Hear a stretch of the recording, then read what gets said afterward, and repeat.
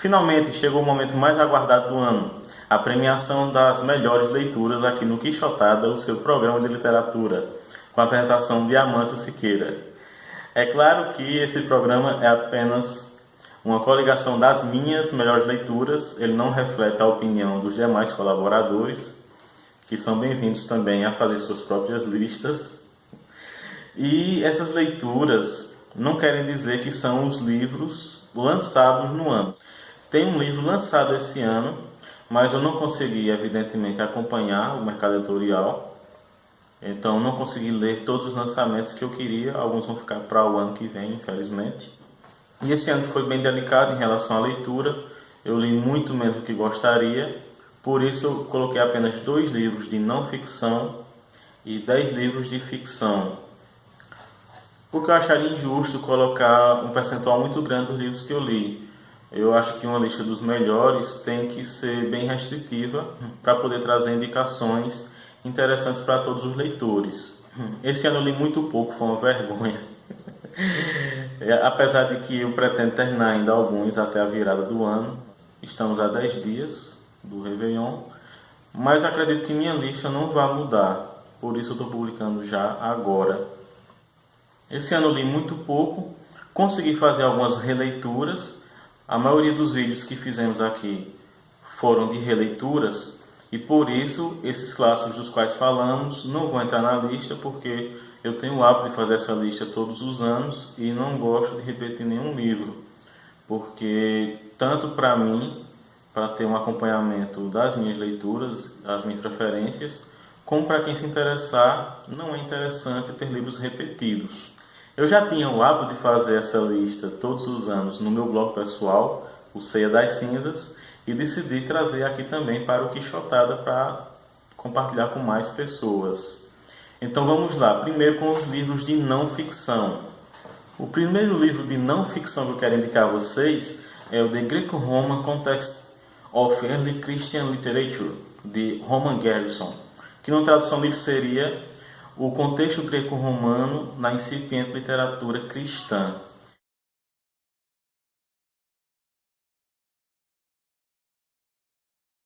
Eu gostei muito desse livro, é um estudo acadêmico, não tem tradução para o português, pelo menos não que eu saiba. Gostaria muito que alguma editora se interessasse e publicasse a tradução desse estudo aqui no Brasil. Foi publicado em 1997. E o Garrison, nesse estudo, traça paralelos entre os livros que se tornaram os evangelhos e as tradições greco-romanas. Porque, por exemplo, as últimas palavras de Jesus no evangelho que chegou a gente, como de Lucas, em tuas mãos entrego o meu espírito, enquanto que em Marcos e Mateus meu Deus, por que me abandonaste? Ele explica que, no contexto do incipiente cristianismo, os evangelistas precisavam fazer paralelos entre o Jesus sendo filho de Deus com outros filhos de Zeus, no caso Hércules e Aquiles. Aquiles aceita seu destino quando a mãe dele diz que ele pode ter uma vida pacífica ou então ir para a guerra de Troia e morrer cedo, mas ser conhecido durante 1000 anos. E o Aquiles aceita seu destino, enquanto que na história de Hércules ou Hércules, em determinado momento, depois de toda a tragédia que acontece com ele, ele pergunta a Zeus por que Zeus o abandonou. Então é um livro muito interessante para quem lê inglês e se interessa por estudos acadêmicos. É um prato cheio, ótimo livro, muito bom mesmo. O segundo livro que eu vou indicar para vocês de não ficção é o Rápido e Devagar, Duas Formas de Pensar, do Daniel Kahneman.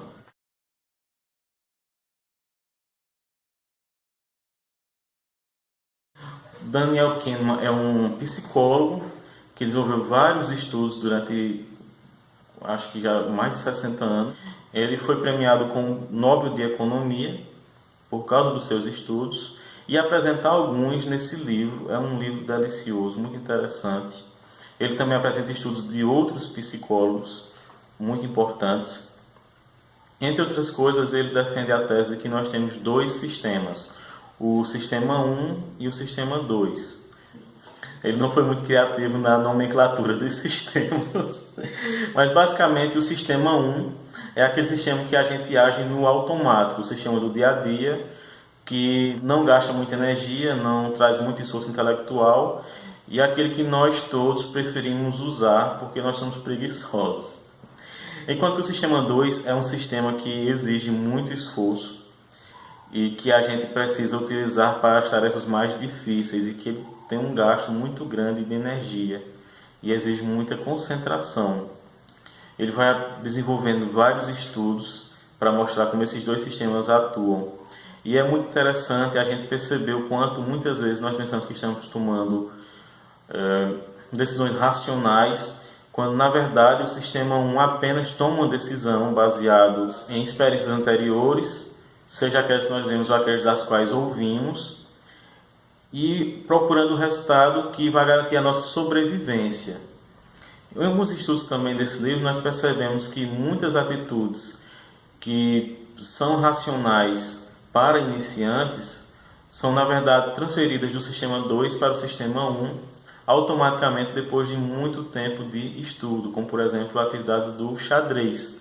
Um grande mestre enxadrista precisa de 10.000 horas de estudo para que o Sistema 1 tome decisões por ele, para que ele não precise usar sempre o Sistema 2, o que seria muito cansativo. São artigos interessantíssimos, eu indico muito para vocês. Eu acho que esse livro deveria ser estudado na escola por todo mundo, para que nós tivéssemos uma dimensão apropriada de como nossos cérebros funcionam. Bem, passados os livros de não ficção, vamos para os livros de ficção. Lembrando que, como são as melhores leituras do ano e o canal só foi ao ar em setembro, muitos dos livros que eu vou falar aqui não tem ainda resenha filmada para o canal. Então, quando forem livros que eu já fiz resenhas, que já tem programa aqui no Quixotada, eu vou apenas indicar para vocês. E aqueles que não tiverem, eu vou fazer um breve relato do que se trata e por que, na minha opinião, está entre as melhores leituras do ano. Em 10º lugar, o livro da Ana Paula Maia, Enterre Seus Mortos.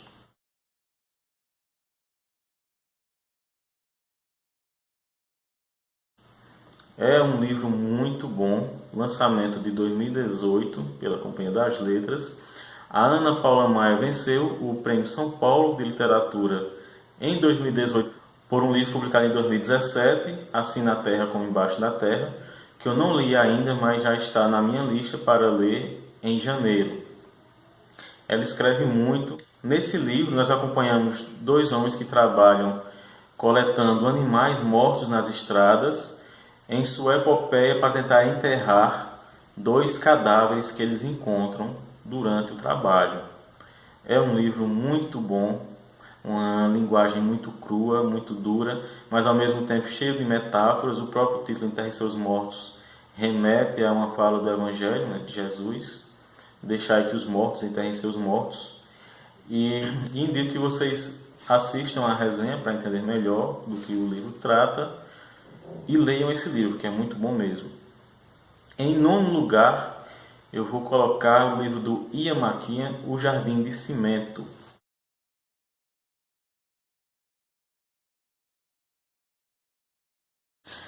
Esse foi um dos primeiros livros publicados pelo Ian McKean, escritor britânico. E no início nós vemos o jovem Jack, um adolescente, que mora com seus pais, a irmã mais velha e o irmão mais novo, que é bem criancinha ainda mesmo. E o pai dele, que se dedica ao jardim da casa e que compra vários sacos de cimento para fazer algumas reformas no jardim. Então começamos o livro imaginando que esse seja o Jardim de Cimento, e seja um livro sobre a relação de Jack e seu pai. O pai dele não aguenta muitos esforços, é inclusive um militar reformado, e acaba falecendo. E a mãe deles, muito doente, se recusa a fazer um tratamento no hospital, com medo de que eles fiquem sozinhos. E ela perca a guarda dos filhos. O que acontece é que a mãe deles acaba morrendo também. E o que é que eles fazem para que não sejam separados pelo governo? Eles enterram a mãe com cimento no porão e passam a desenvolver uma micro-sociedade dentro da casa deles, em que o Jack passa a ser o homem da família, sua irmã mais velha a mulher, e eles tratam o irmão mais novo como se fosse o filho deles. Então o livro começa com uma pegada bem lenta e de repente se desenvolve para uma literatura meio gótica. Há momentos de terror, há momentos de romance. O Jack e sua irmã começam a desenvolver a sexualidade entre si, até que a irmã dele arruma um tipo de namorado e o microcosmo deles começa a ruir. É um livro também interessante, não é o melhor do Ian McEwan nem de perto, mas foi uma leitura muito interessante que eu fiz esse ano. Em oitavo lugar, vou colocar Os Cuentos Completos de Jorge Luis Borges.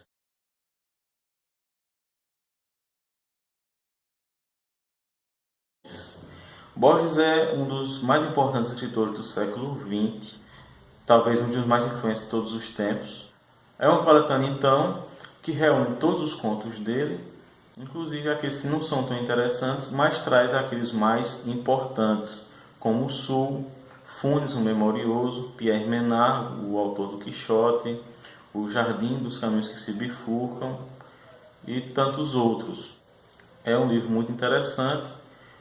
Eu já tinha lido Ficções, do Borges, e a nova antologia pessoal, e agora resolvi ler toda a produção de contos dele, e valeu muito a pena. Foi uma leitura muito gratificante e indico também a vocês. Em sétimo lugar, um livro que já teve resenha aqui no Quixotada, foi uma das primeiras resenhas realizadas. Na verdade, ele tem duas. Tem uma sem spoilers, O Noite Dentro da Noite,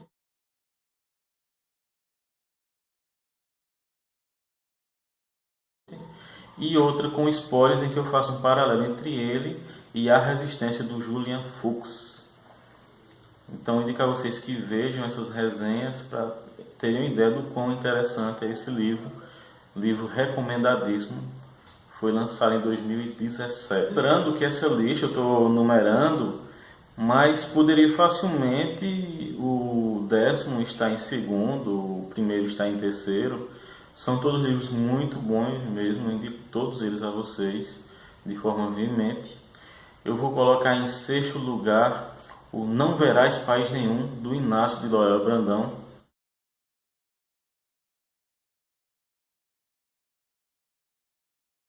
O Não Verás País Nenhum é uma distopia em que acompanhamos Souza, um ex-professor que foi aposentado compulsoriamente por tentar desenvolver o senso crítico em seus alunos durante uma ditadura futurista.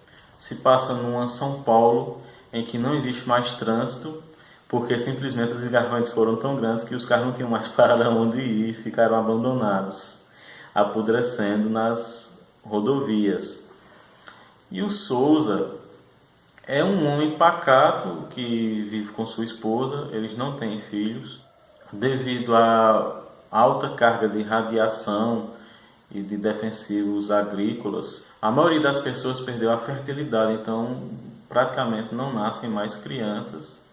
E o que acontece para mudar a rotina do Souza, de sua esposa e dos demais personagens, é que o Souza de repente descobre que está com um furo na mão. Mas é um furo que não sangra e ele não sabe de onde diabo veio isso. E ele começa a ficar meio desconfiado e ficar procurando motivações por que é que isso aconteceu. A esposa dele fica bem chateada com ele por ele estar procurando respostas, o que acaba levando a abandoná-lo. E o mais interessante desse livro não é a trajetória do Souza especificamente, mas o Inácio Loyola Brandão publicou esse livro em 1971 e parecia que ele estava prevendo o futuro. É impressionante o poder de profecia desse cara, que é gente finíssima também. Eu tive o prazer e a honra de jantar com ele algumas vezes, quando ele esteve aqui em Garanhuns. Gente finíssima. E nesse livro ele simplesmente parece que sabia tudo o que ia acontecer no Brasil, inclusive coisas que estão acontecendo agora, e a cada dia parece que o futuro que ele prevê vai ser o nosso futuro mesmo. Por exemplo, ele fala sobre os abertos 80, depois a era da grande locupletação, fala sobre o Brasil sendo loteado e vendido para multinacionais, a floresta amazônica sendo totalmente devastada, alguns rios sendo cobertos com concreto para poder criar autoestradas. Então, são coisas assim que as que não aconteceram ainda parece que estão em vias de acontecer. O livro é fortíssimo, muito impressionante, indico demais a leitura para vocês. Quero reler e fazer uma resenha bem completa aqui no programa para incentivar ainda mais essa leitura. É uma leitura imprescindível para os nossos dias. O quinto lugar é Anderson, o Rei da Chuva, do Saul Bellow.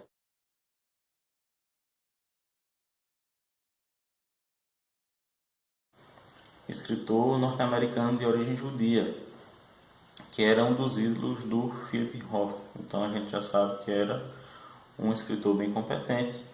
Nessa história, Anderson é um ricaço que vive entre Europa e Estados Unidos e depois de algumas peripécias decide viajar para a África para tentar conhecer o seu eu interior ou algo do tipo.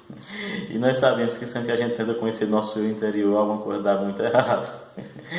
Então o Anderson vai primeiro encontrar uma aldeia em que ele fica amigo do príncipe e da rainha, e essa aldeia está sofrendo com uma calamidade, uma praga de rãs no reservatório, e eles são proibidos de matar animais. O Anderson então decide ajudá-los, acabando com as rãs. Só que no processo que ele faz com explosivos que ele cria com a pólvora de munições que ele levou para eventuais caçadas, ele acaba destruindo todo o reservatório.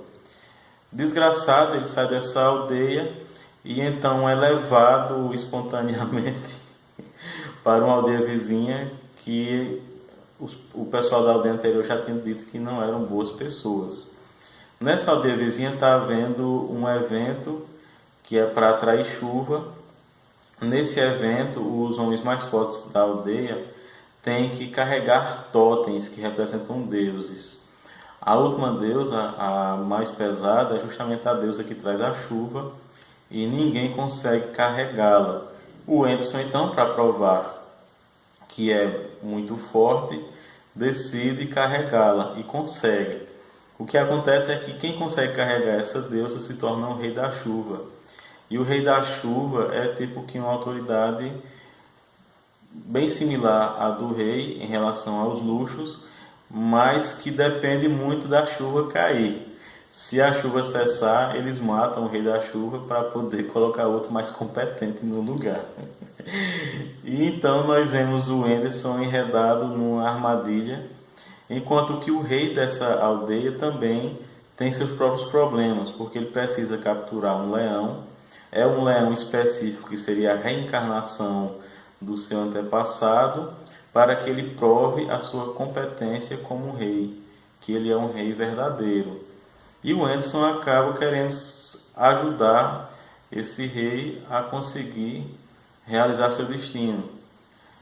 Então não vou contar mais do que isso. É um livro interessantíssimo, indico muito a vocês. Foi uma leitura muito especial que eu fiz esse ano. Em quarto lugar, O Tambor, de Günter Grass.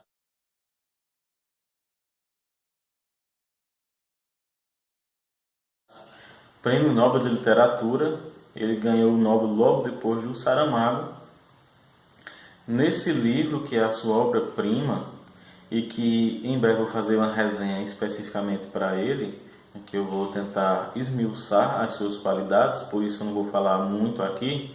Nós acompanhamos a trajetória de Oscar, que está em um manicômio, e o Oscar narra a sua vida na cama do sanatório. Pois bem, se trata de um cara que decidiu não crescer depois dos 3 anos de idade. Na hora que ele nasce, a mãe dele promete o tambor de lata. O título original é O Tambor de Lata, e na maioria das traduções para outros países ficou com esse título. Apenas no Brasil, eu acho que ficou apenas O Tambor. O Oscar, então, passa a vida tocando esse tambor. É só o que ele faz na vida mesmo. E ele desenvolve um poder supersônico com a garganta. Quando tentam tirar o tambor dele, ele consegue quebrar vidros com a voz, quando alguém tenta tirar o tambor das mãos dele. Mas o Oscar vai conhecer personagens incríveis. A narrativa não começa com ele, mas com a avó dele e o avô. É um romance meio picaresco, principalmente o avô dele é um personagem bem picaresco. E o Oscar vai praticar alguns crimes por ser uma personagem totalmente egoísta. Ele chega a causar a morte de algumas pessoas muito próximas a ele. E tem todo o contexto da Segunda Guerra Mundial, da Polônia ocupada. É um livro interessantíssimo, um clássico imperdível. Indico muito a você essa leitura. E em breve vou fazer resenha aqui para poder esmiuçar melhor essa história, esse romance tão especial. Em terceiro lugar, o clássico do Alexandre Dumas, O Conde de Monte Cristo.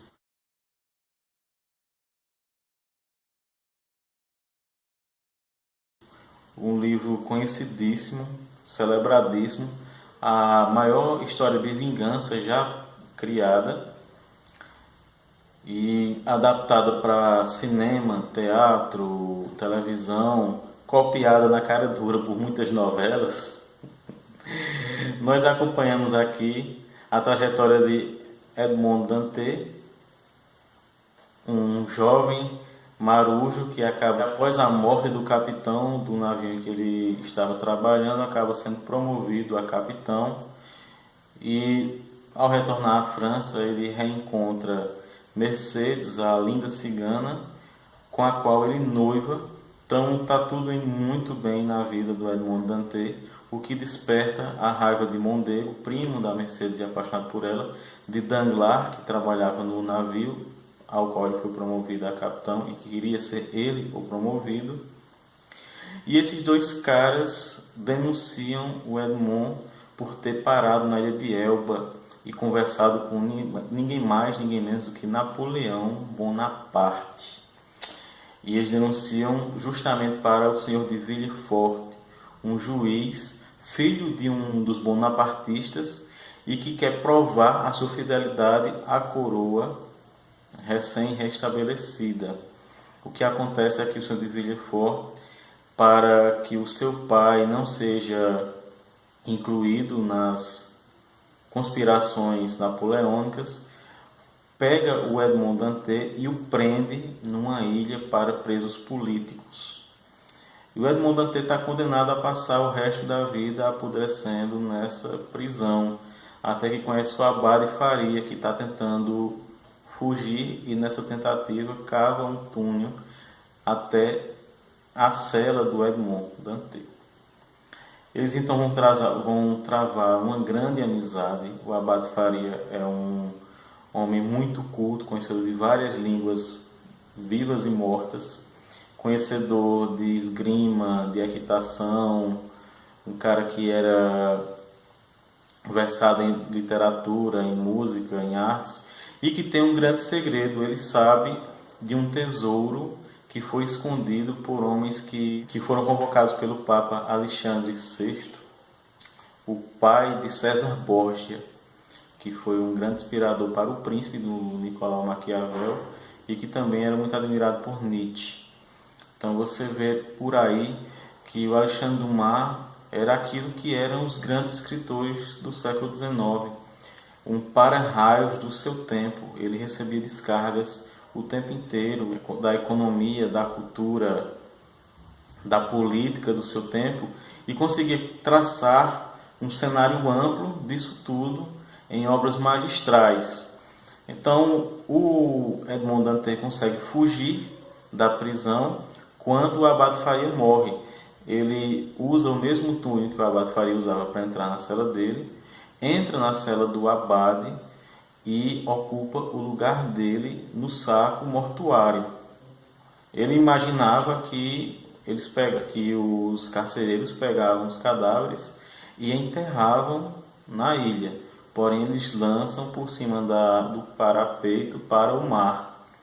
O Edmond Dantès então é lançado ao mar, mas consegue se salvar e ser resgatado. Ele entra num navio como marujo até ir para a ilha de Monte Cristo, onde ele vai resgatar o tesouro conforme o Abade Faria tinha indicado. Ele se torna então um conde de Monte Cristo, riquíssimo, e usa toda a sua fortuna, sua influência, para fazer amizade com os filhos dos seus traidores e então se inserir na sociedade parisiense e desenvolver a sua vingança. A vingança dele é incrível, a forma como Dumas desenvolve a narrativa é fantástica. Você pensa que vai ficar um monte de fios soltos, mas não fica. Tudo vai caminhando até que as tramas vão se cruzando e você vai percebendo como o plano dele foi bem traçado. E uma dica, quem não quer ler o livro porque já assistiu ao filme e já sabe o final, bem, o final do livro é diferente do final do filme. Então, eu digo a vocês, leiam esse livro, é muito interessante. Em segundo lugar, um livro russo, Pais e Filhos, do Ivan Turgenev.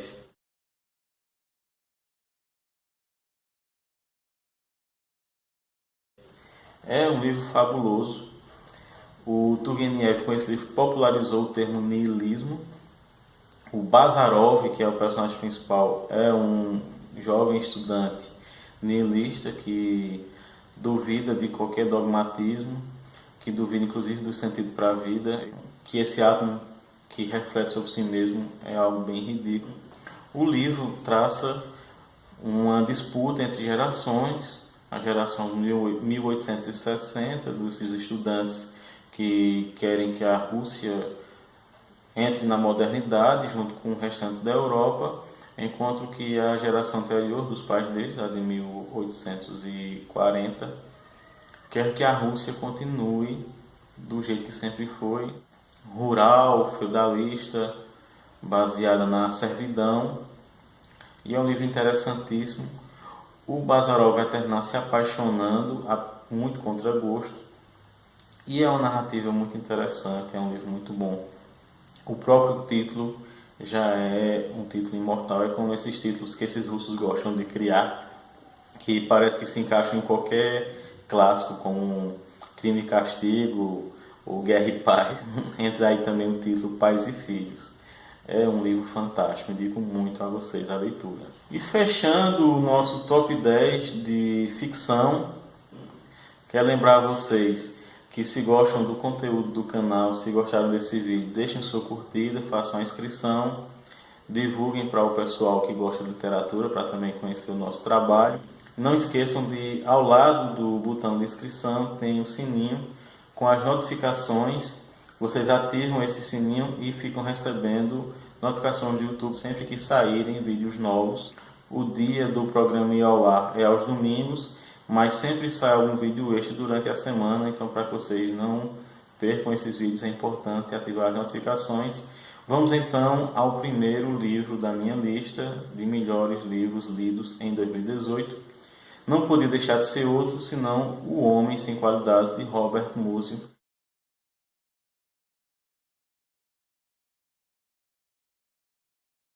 Que já tem vídeo aqui com resenha dele. Acompanhamos o Ulrich em suas peripécias, buscando conhecer a si mesmo através do conhecimento da sociedade e das pessoas à sua volta, enquanto ele está imerso na ação paralela, uma ação que deveria comemorar o jubileu de 70 anos do imperador austro-húngaro. É um livro filosófico, ensaístico, muito bom, a leitura muito boa, apesar de ser uma obra inacabada. É um livro fantástico, que merece ser lido e relido, e eu não poderia deixar de colocar ele em primeiro lugar nessa lista. Espero que vocês tenham gostado da lista, espero que vocês, se não leram ainda esses livros, Procurem para ler, porque são muito bons mesmo, todos eles. E a gente se vê no próximo Quixotada, o seu programa de literatura.